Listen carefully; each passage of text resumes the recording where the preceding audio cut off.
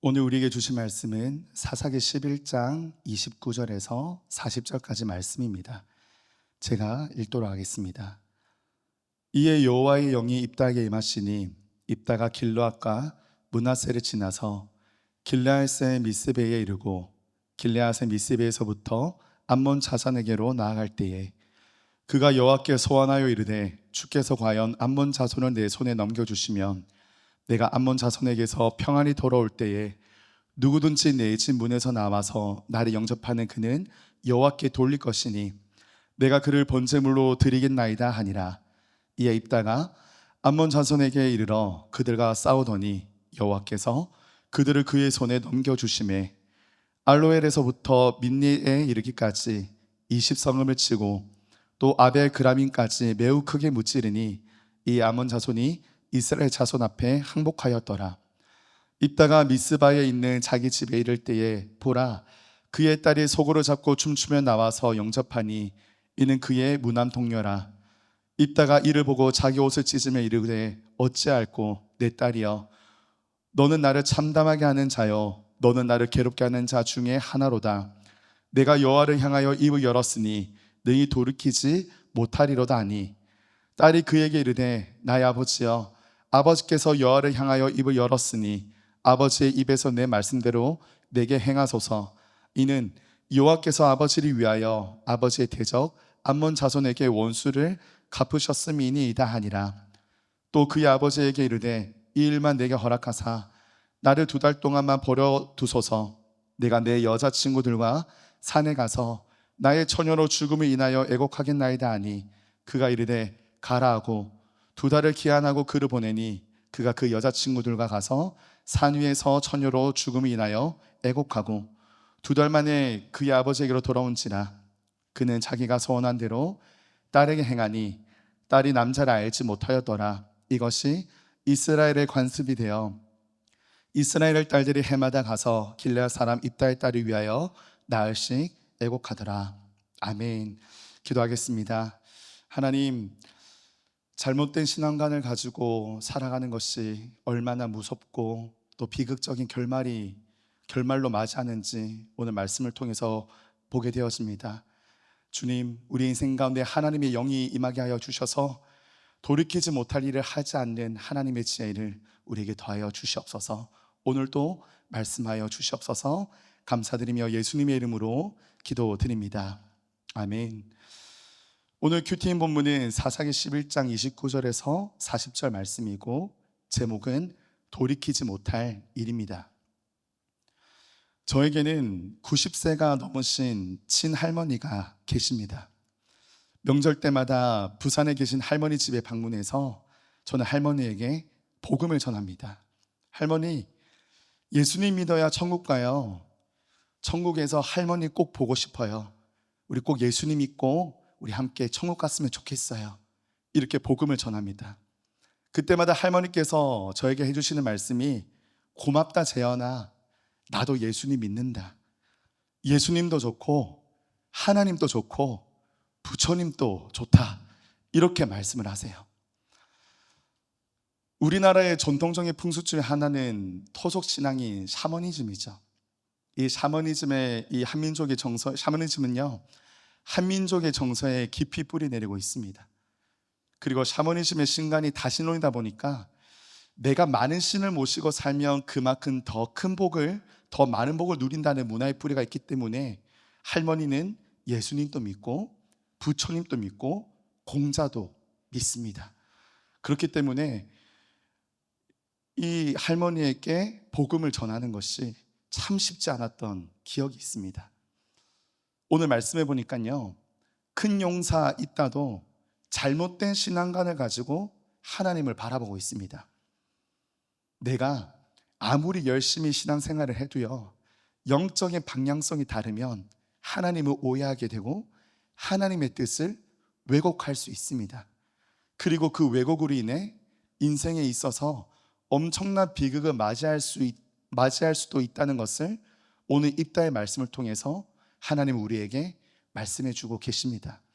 오늘 말씀을 통해서 하나님을 향한 순수한 사랑과 올바른 신앙관을 회복하는 구원의 시간 되길 주님의 이름으로 소망합니다.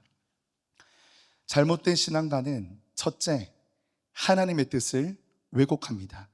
29절 말씀입니다.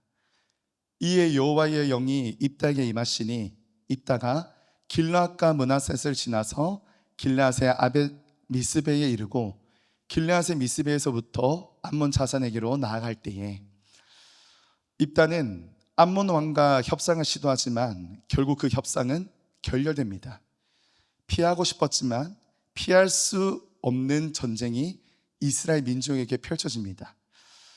우리의 인생도 피하고 싶은 사건이 있지만 피할 수 없는 밀물처럼 우리 인생을 차갑게 적시는 사건들이 늘 찾아오는 것 같습니다. 그런데 참 신기한 것은 암몬과의 전쟁을 하기로 결정된 그 순간 여호와의 영이 이스라엘의 사상이 입다에게 임한다는 것을 볼 수 있습니다. 협상할 때는 이런 구절이 나오지 않는데 피할 수 없는 전쟁을 맞이한 그 순간 하나님의 영이 이스라엘 사사 입다에게 임하는 걸 볼 수 있습니다. 이처럼 전쟁은 나의 영역이 아니라 하나님의 영역입니다. 내가 하는 것이 아닌 하나님께 맡겨드리면 하나님께서 그 전쟁을 대신 싸워주십니다. 믿음이란 우리의 구원을 위해 싸워주시고 하나님의 때에 반드시 승리를 허락하실 그 약속을 믿고 담대히 살아가는 것이 바로 믿음입니다. 오늘 하루도 그 믿음으로 나에게 임할 영적 전쟁을 바라보기 소망합니다. 하나님은 큰 용사로 불러준 입다를 통해 이스라엘 백성들을 구원할 계획을 미리 다 세팅해 놓으셨습니다. 그런데 입다는 이미 다 끝난 전쟁이고 승리가 보장된 전쟁인데 하나님 앞에 경솔한 행동을 하게 됩니다. 30절과 31절 말씀 제가 한번 읽어보겠습니다.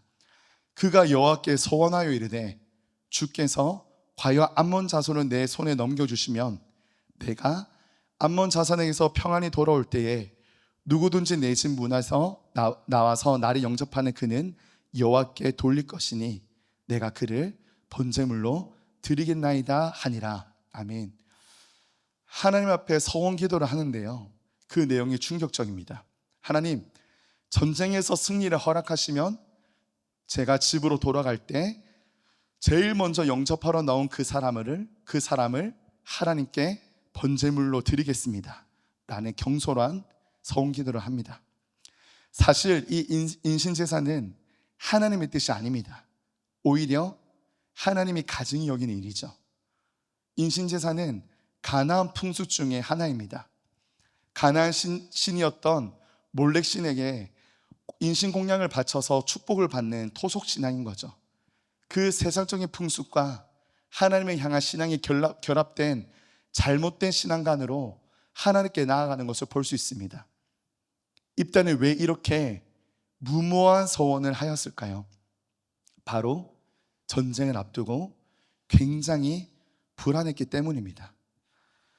협상에도 실패하고 나는 기생의 아들이고 잡류인데 수많은 백성들이 나만 바라보고 있고 마음속에는 열등감과 상처가 올라오면서 무조건 이 전쟁을 승리로 이끌고자 하는 야망, 욕심이 입다의 마음 가운데 가득했을 것입니다. 우리가 사사기 11장 1절에 보면요, 입다의 두 가지 별명이 나오는데요, 첫 번째 별명은 하나님이 불러주신 별명, 큰 용사입니다. 그런데 입다에게 큰 용사라는 별명도 붙여지지만 두 번째 별명, 세상 사람들이 불러준 별명이 있습니다. 바로 기생의 아들입니다. 기생의 아들이라는 이유로 집에서 쫓겨나고 도망치고 오랜 시간 잡류로 살게 됩니다. 그 세월 동안 얼마나 치열하게 살았을까요? 치열하게 살았던 그 삶의 습관이 길라 장로와 협상을 하고 암몬 왕과 협상을 하는 모습에서도 나옵니다. 협상을 시도한다는 것은 내 힘으로 상대방을 설득하여 원하는 걸 얻고자 하는 생존 본능, 입다의 치열했던 삶의 모습을 보여줍니다. 이러한 삶의 방식이 하나님과의 관계 속에서도 나타나죠. 하나님께 묻고 하나님의 뜻을 구하는 겸손한 신앙관이 아닌 나의 뜻과 성공을 위해서 하나님의 능력을 승리의 수단으로 이용하는 인본주의 신앙관을 가지고 있었음을 보게 됩니다. 하나님은 입다를 큰 용사로 불러주셨는데 입다는 하나님에 대한 믿음보다 자신의 신념이 강했기 때문에 결정적인 순간에 큰 용사가 아닌 두 번째 별명, 열등감과 불안함에 휩싸인 기생의 아들로 잘못된 서원기도를 하게 된 것이죠. 상처가 별이 되지 못하고 열등감과 분노로 남게 되면 하나님의 마음을 오해하고 하나님의 뜻을 왜곡할 수 있음을 우리는 오늘 입다의 서원기도를 통해서 볼 수 있습니다. 저 또한 청소년기 때 알코올 중독으로 저주받은 가문의 아들이라는 열등감이 있었습니다. 친할아버지와 작은아버지 두 분 다 알코올 중독으로 추락사와 극단적인 선택을 통해 생을 마감하시는 모습을 보며 똑같이 알코올 중독자셨던 저희 아버지도 언제 돌아가실지 모른다는 불안함과 두려움으로 저희 청소년기를 보냈습니다. 그렇게 가정에서 불안하게 성장하다 보니 학교에서나 교회에서나 인정받고 싶었지만 늘 잘난 친구들의 모습을 보며 저 친구들 잘났구나 쿨하게 넘어가지 못하고 나는 왜 계속 2인자일까라는 서러움과 열등감으로 살았습니다. 열등감이 최고조로 달했던 20살 때부터 최고가 되고 싶어서 하나님께 서원했다기보다는 저의 철저한 신념으로 열심히 살아갔습니다. 최고가 되겠다는 마음으로. 그러다 보니까 강박증도 생기고 완벽주의도 생기고 사람들과 협상을 통해 반드시 제가 꿈꿔왔던 그 모든 것들은 반드시 이룰 거라고 하는 저의 입지를 다지며 늘 계산적으로 사람들을 바라봤던 그런 입다의 모습이 저에게 있었습니다. 그러다 보니까요, 이렇게 상처가 별이 되지 못하고 열등감과 강박증과 완벽주의로 사역을 하다 보니까 하나님과의 관계에서도 제가 기도를 할 때 하나님의 뜻을 구하는 순종의 기도가 아닌 하나님께 협상으로 나아가는 모습을 보게 되더라고요. 저의 기도 제목은 하나님, 이번 수련회만 잘 마치게 해주시면 다음에는 더한 것들을 더 열심히 할게요. 하나님, 이번 수련회 열심히 잘 준비했으니 완벽하게 준비했으니 하나님 반드시 우리 아이들 예수님 믿게 해주세요라는 제가 영적 전쟁의 선봉장이 되어서 나아가는 모습을 보게 되었습니다. 믿음의 기도가 아닌 협상의 기도, 잘못된 신앙관으로 하나님을 왜곡하면서 나아갔던 거죠. 영적 전쟁 자리의 주도권을 하나님께 넘겨드리고 순종하며 살아가면 되는데 제가 믿음이 없고 불안하니까 이따처럼 영적 전쟁의 지휘봉도 제가 잡고 싶고 제가 정복하고 싶은 야망과 욕심을 위한 기도를 드릴 때가 많았던 모습을 보게 됩니다. 우리 인생 가운데도 하나님의 영이 나에게 임해도 나의 닫혀있는 프레임을 가지고 하나님을 바라보면 얼마나 비극적인 삶을 살아갈 수 있는지 우리는 이따를 통해서 보게 됩니다. 그렇기 때문에 나의 닫혀있는 인본적인 프레임, 기생의 아들로 평생 살아가는 이 열등감과 강박증을 무너뜨려야 합니다. 그 길은 단 하나밖에 없습니다. 바로 날마다 큐티를 통해서 하나님의 뜻을 구하는 인생인 줄 믿습니다. 큐티를 통해 말씀 가운데 임하시는 하나님을 만나고 나에게 이미 임한 하나님을 만나고 하나님의 뜻을 띵크할 때에 그때 진짜 나에게 임한 그 하나님의 영을 보게 될 줄 믿습니다. 그 하나님의 영을 날마다 바라볼 때에 기생의 아들이라는 트라우마에서 벗어나서 하나님께서 불러주시는 큰 용사로 담대히 살아가게 될 것입니다.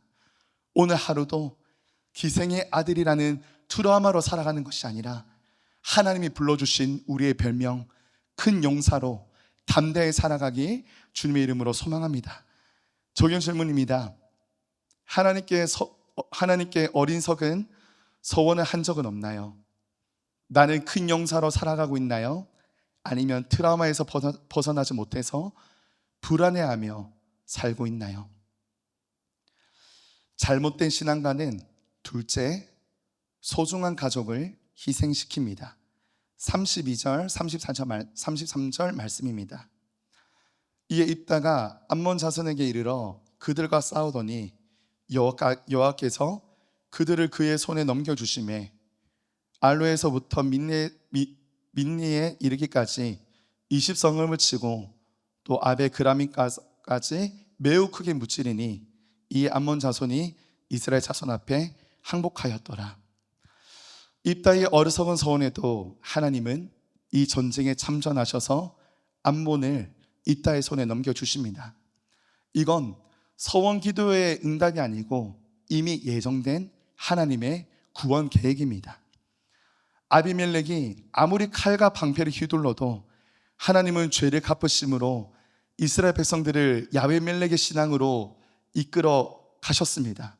이처럼 하나님은 첫째도 구원, 둘째도 구원을 위해서 나아가시는 신실하신 하나님임을 기억해야 합니다. 지금 이 시간에도 하나님은 한국교회와 다음 세대의 구원을 위해서 일하고 계십니다. 이번 여름 다음 세대 교회 가운데 하나님의 영을 부어주셔서 다음 세대를 괴롭히는 암몬 자손을 항복시키시고 영적 전쟁에서 승리의 나팔을 부르게 하실 줄 믿습니다. 이스라엘이 승리를 하였습니다. 하나님이 구원하셨죠. 분명히 영적 분별력이 없는 입단은 이렇게 생각했을 거예요. 역시 내가 전쟁하기 전에 하나님께 간절히 기도하니 하나님께서 나의 기도를 들어주시고 응답해 주셨어. 이렇게 생각하며 입다의 마음 가운데는 내가 해냈다라는 야망과 교만의 싹이 자라고 있었을 것입니다. 하나님께서 아비멜렉의 그 죄를 갚으셨듯이 전쟁에는 승리했지만 입다의 그 교만의 싹을 기억하고 계셨습니다. 그리고 전쟁이 끝나고 집으로 돌아가고 있는 입다에게 엄청난 비극의 사건이 찾아옵니다. 34절, 35절 말씀입니다. 입다가 미스바에 있는 자기 집에 이를 때에 보라, 그의 딸이 속으로 잡고 춤추며 나와서 영접하니 이는 그의 무난 동료라. 입다가 이를 보고 자기 옷을 찢으며 이르되 어찌할꼬 내 딸이여, 너는 나를 참담하게 하는 자여, 너는 나를 괴롭게 하는 자 중에 하나로다. 내가 여호와를 향하여 입을 열었으니 능히 돌이키지 못하리로다 하니. 아멘. 서원기도의 내용이 누구든지 내 집 문에서 나와서 나를 영접하는 자를 주님께 드리는 내용이었습니다. 그런데 그때 자신을 제일 먼저 영접하러 나온 사람이 하나밖에 없는 자녀인 소중한 딸이었습니다. 딸이 속으로 잡고 춤추며 아버지를 영접하러 나왔는데 입다는 즐거워하지 못하고 옷을 찢으며 통곡하고 괴로워합니다. 입다는 인생에 있어서 가장 큰 성공을 맛보았지만 그 성공 신화 때문에 가장 슬픈 비참한 결말을 맞이하게 됩니다. 하나님이 기뻐하시지도 않는 인신제사에 비통한 마음을 가지고 자신의 딸을 드리는 어리석음을 보여줍니다.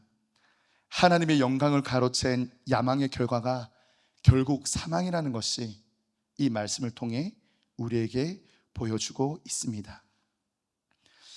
저 또한 사역자로서 영적 전쟁을 치르고 참전하는 자리가 아무래도 청소년 교회와 해외 아울리치입니다.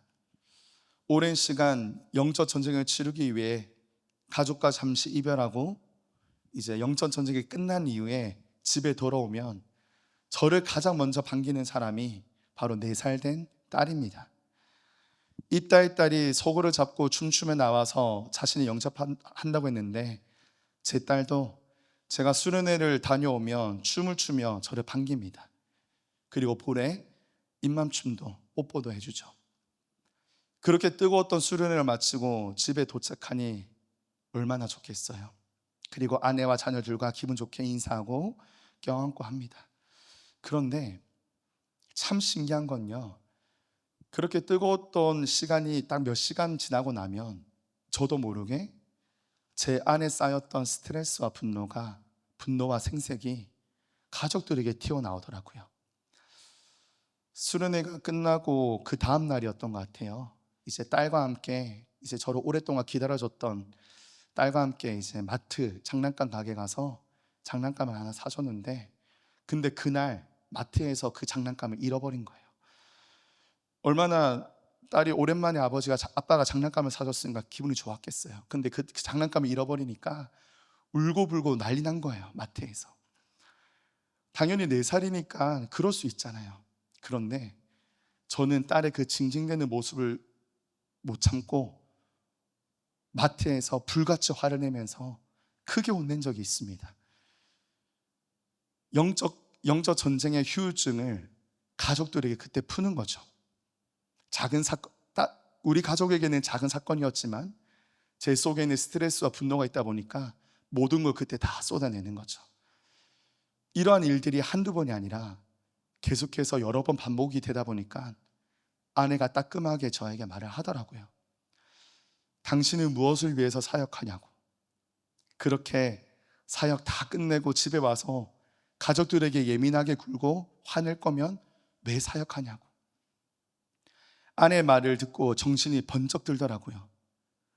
전쟁 후유증이 있는 이유가 하나님의 전쟁이 아닌 나의 성공과 야망을 위한 나의 전쟁이었고, 그러다 보니 긴장도 많이 하고 자유함이 없으니 늘 불안함으로 이 전쟁들을 치르니 전쟁 뒤에는 이 후유증으로 소중한 가족들을 애곡하게 하는 입다와 같이 어리석은 사람이었다는 게 인정이 되었습니다.